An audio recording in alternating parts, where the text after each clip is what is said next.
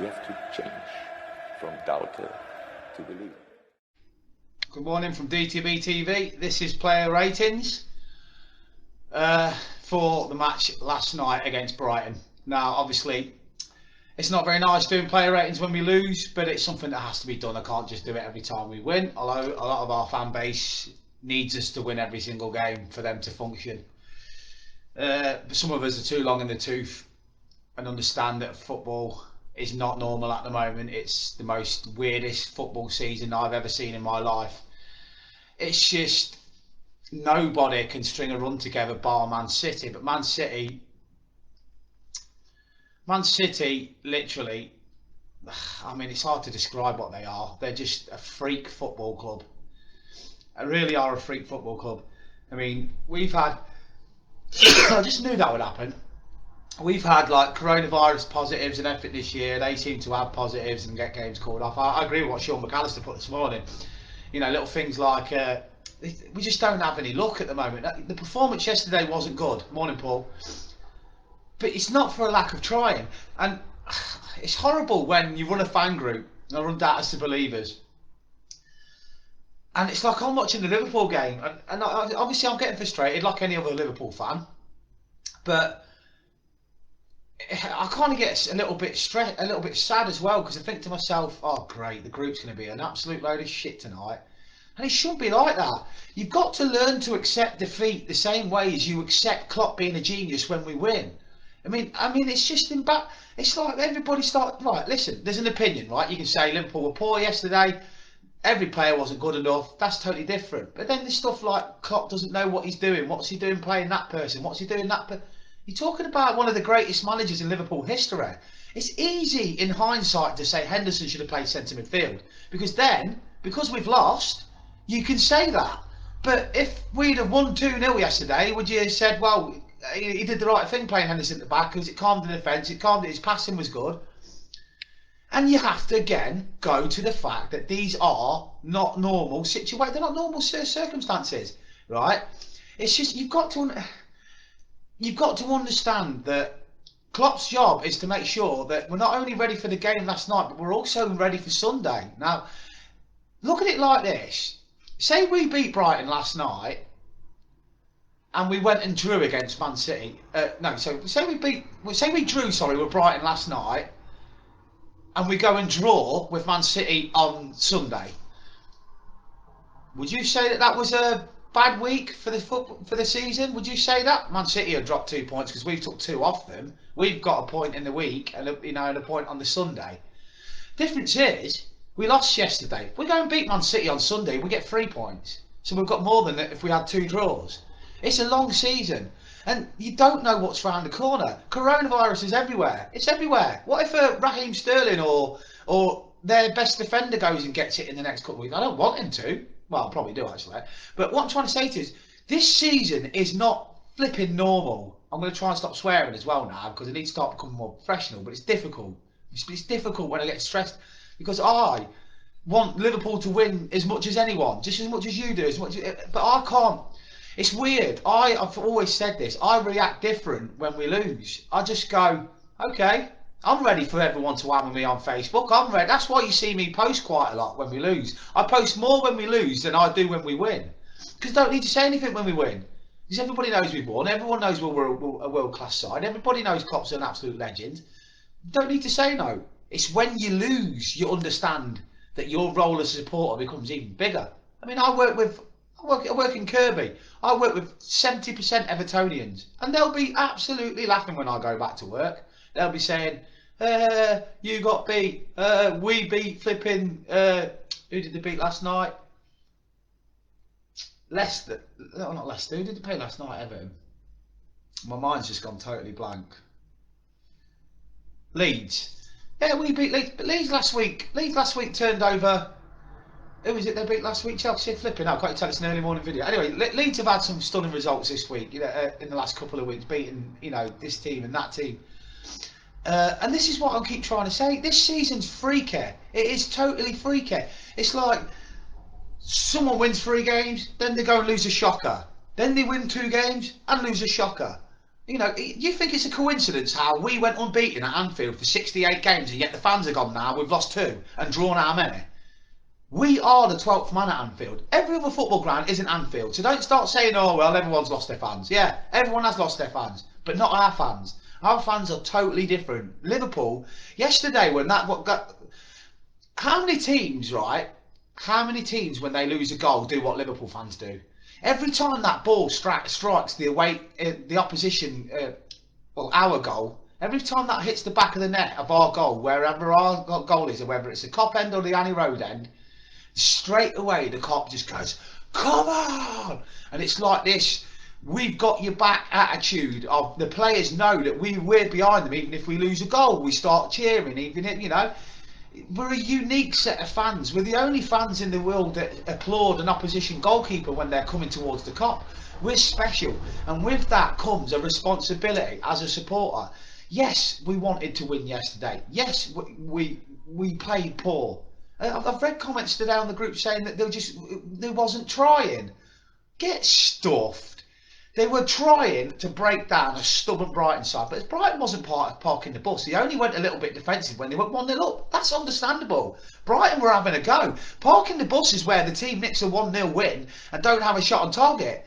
Brighton had more shots on target than we did. So how can they be parking the bus? They wasn't. They were just calculatedly hitting on the brake. They're not going to come to Anfield and just open up too much.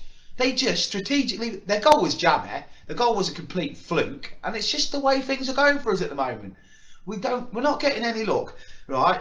We just finally sort out signing 2 defenders, and then we go and lose a goalkeeper. If you know, we just finally sort out the midfield. Hopefully, Fabinho with Nat Phillips now starting. We could have put Fabinho in the Henderson in the midfield yesterday. We could have played Fabinho alongside Nat Phillips, but no, he's injured. I mean, what do you expect? It really gets me stressed, right? You get people saying that the quality coming off the bench isn't good. Yeah, because the people playing in the 11 were normally on the bench. This is what I'm saying. The list I put up last night of people that are missing are starters, certain starters, right?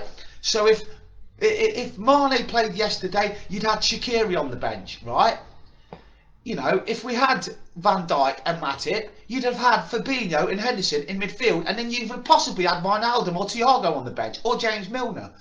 The players that we used to bring on to make an impact on the game, right, are starting. So of course they're going to drop off. Of course the performances are not going to be as consistent. That, for any football person that I class myself as, right, that knows the game, knows that we are doing brilliant. This Brighton side are undefeated in the last 5 matches now, right? They beat Spurs last week 1-0, right? They took Man United to a last minute bloody shitty decision VAR penalty after full time that was given, right? They're not a bad side, right? They're a good side. They play football. They've got a good manager. Even Klopp said he likes the way they play. They never parked the bus yesterday. That's just an excuse. We were not good enough, right? It happens. You've got to remember that there's no fans to give them that lift. You know, Firmino's not getting his song sung anymore. Salah's not getting his song. And they've just dropped that 5-10% that a crowd gives you, right? So we're going to go through players' ratings now. And do you know what? They're not going to be great because no one expects them to be great. But don't write us off like you did some of you did, by the way, 2 or 3 weeks ago, when we went and beat Spurs and we went and beat West Ham, because both of them teams had a go at us. Man City ain't going to come here and park the bus. Well, they might do, actually. Actually, they won't park the bus, but they might sit back. They've done that before. But so what? If, you know, we've still got to play Man United again. We've still got to play, you know, Chelsea again. We've still got to play Leicester again. We've got to play all the teams in there again. We are only... we're 7 behind. If Man City beat us this weekend, it's 10. It's probably done then. But then again, we were 8 points clear of Man City a few weeks back, and they thought they were done. We just got to stop. Right, I'll tell you now this, and it's going to shock some of you. I just want the season to go, get completed. We finish in the top 4 to guarantee Champions League next season, and we have fans back. If you ask me now, right, you'll finish in the top 4, right? Fans will be back next season. I'd sign for it. Because at the end of the day, we're winning league titles at the moment in empty stadiums. We want to win the league title when the fans are in the ground. Because to tell you something now, it'd be a travesty if that's our league title. Out of the 30 years we've been watching Liverpool, we get to win the league when we've won the league when there's no fans in the ground. It's just annoying. Look, at the end of the day, this is the freak season. I'm going to say this now. The top four won't be the usual top four this year. Someone's going to sneak in it. Someone will sneak in it. Someone like a a Tottenham or an Arsenal or an Aston Villa or a West Ham. It's just that type of season. It'll probably go to the last game of the season where two clubs can get in the Champions League. It won't be us. We'll finish second or third. We will. But what Klopp's got to do now is he's got to make a decision, and his decision is why with this Kabach. He's got to play. There's no point getting him if he doesn't play. So get him in centre defence now and put Henderson into midfield. Just go for it. I mean, Man City on Sunday, take care of itself. It's a top game against top players. I'm looking for. I'm at work, but yeah. But anyway, let's go through the players' ratings. So Kelleher, 7. Some good goalkeeping, good distribution, and yeah, he did all right.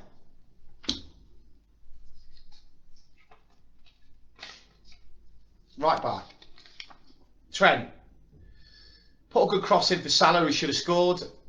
6.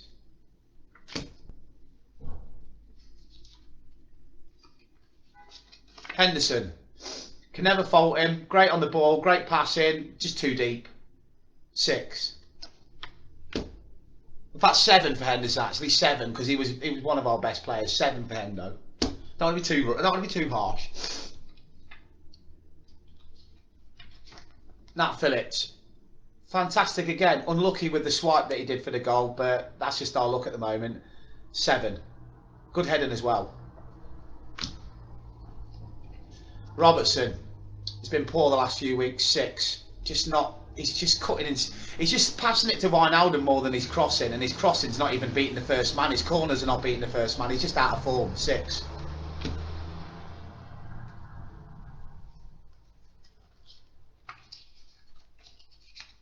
Thiago didn't really affect the game enough. No key passes really. 6.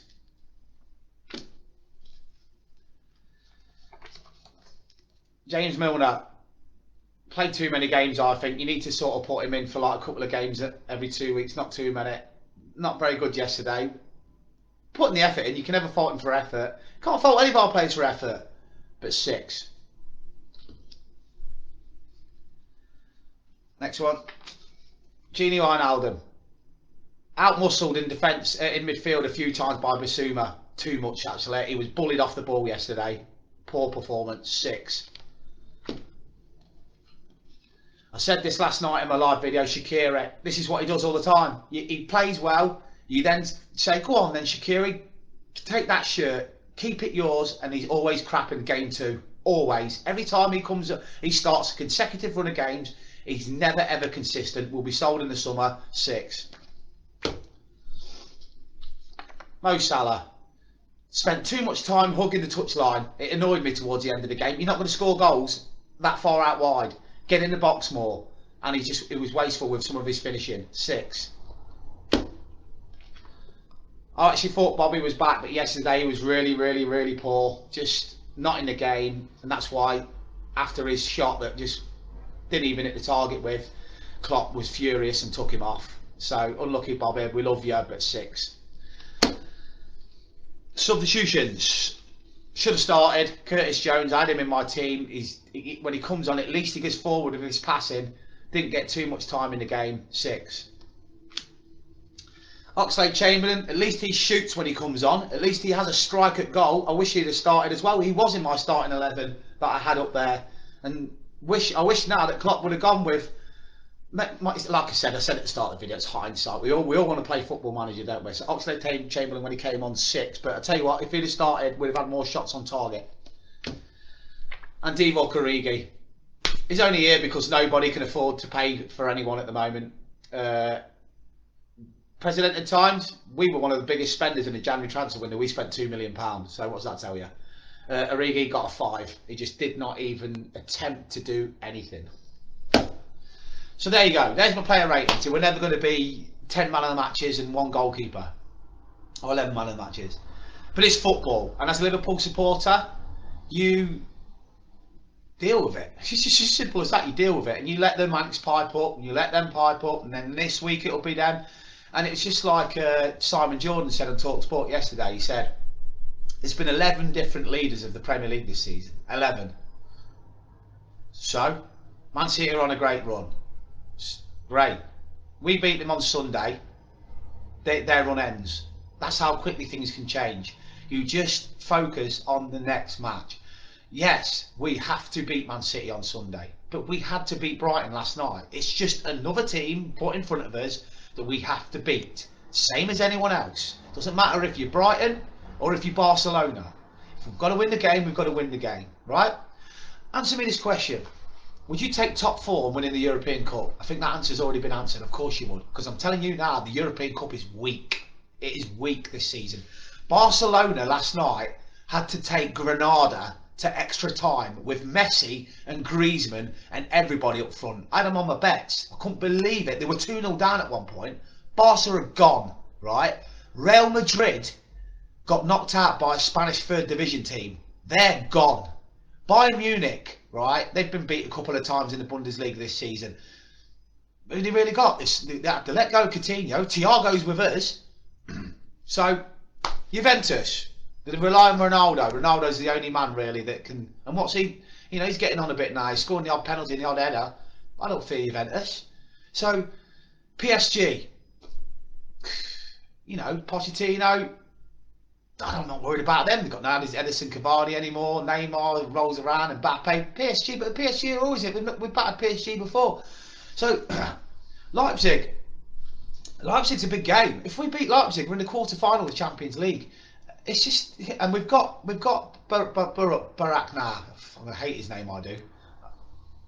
So just think to yourself, we don't know what's round the corner. I mean, we could win the league. We could win the Champions League. I'm not saying we've got to, but that's football. You've got to keep believing. Bad performances haven't just happened to Liverpool this season, but do you know what? Liverpool are the only team that's got an excuse for bad performances. They've got half their starting 11 out injured. And in fact, every single person's had a little spell on the sidelines this year. There's never been anything like it. You name me one season when a team, right, has lost all of their centre-backs, 2 to ACLs and 2 to long-term injuries, and then their brand new centre midfielder and their brand new striker that they've just signed out for 6 months each as well. That hasn't happened in my lifetime. I've not seen that. All right, Laporte got injured for Man City, but Man City never bought a replacement, and they only had one centre-back anyway. So, and they had a January transfer window to sort it out, and Guardiola just went, sod it, I'll go with what I got. So don't feel sorry for Man City. Man City decided not to do out in January for them to lose that title because they couldn't be asked to buy anyone in the January window. We've brought in a lad from Schalke now. What's the point in him being here if he's not going to play? And this is what frustrates me about this, the Shimikas, Costas. Robertson was poor last night, and in my starting 11, I had him starting Costas. What's he doing here? What's he doing here? It doesn't even come on for 5 minutes. Complete waste of £7-8 million. We should have basically just gone and got another centre back or another striker with the money we wasted on Costas. Because to me, that was the only game you could have stuck him in. There's no FA Cup anymore. There's no League Cup, so he should have been given a game last night. Why wasn't he? He's not going to play against Man City on Sunday, is it? So that's a weird one. What is he crap in training? Is Klopp thinking, oh, what have I signed here? So it's a baffling one. But as I say, that's my post-match moan. I'm just as frustrated as you. But at the end of the day, we pick ourselves up. I'll be going live again outside here for the coach welcoming. I know I won't, because I'm at work this Sunday. That's frustrating. I'll get Stephen to do it, Stephen Anthony. So Stephen will be here. Stephen, if you're watching this video, mate, I'm going to inbox you in a minute. I need you to do the coach welcoming for me, mate, because you're an Anfield lad. And yeah, so let me know your thoughts and your comments. I'll just read some out before I go. There'll probably be some more. Yeah, 100%. Leeds, yeah. It doesn't help 3 games in a week, Graham. That's exactly it. We brush ourselves off and we go again. June, yeah, morning out. You're totally right. Yeah, same here, Pam. I've just said they were a load of crap. You're right. It's the way about going about it. Morning, Deborah. Morning, Robert. Yeah, he was good there yesterday, Keller. Neymar's still injured. I think we might be, yeah.